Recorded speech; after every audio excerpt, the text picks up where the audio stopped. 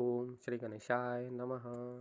नमस्तेस्तु महामाये श्रीपीठे सुरपूजिते शंखचक्र गदाहस्ते महालक्ष्मी नमोस्तुते।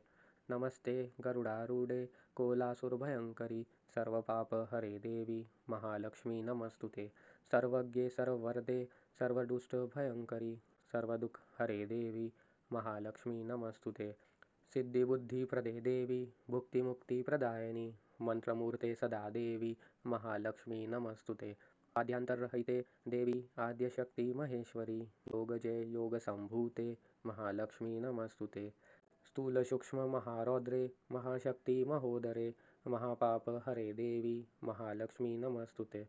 पद्मासन स्थिते देवी परब्रह्मा स्वरूपिणी परमेशी जगन्माता महालक्ष्मी नमस्तुते। श्वेतांबरधरे देवी नानालंकारभूषिते जगत्स्थिते जगन्माता महालक्ष्मी नमस्तुते। महालक्ष्मये अष्टकं स्तोत्रं यः पठेत् भक्तिमान् नरः सर्वसिद्धिम् अवाप्नोति राज्यं प्राप्नोति सर्वदा।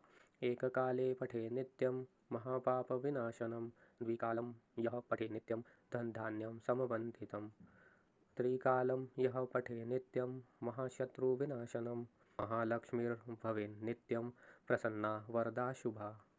जय श्री महालक्ष्मी।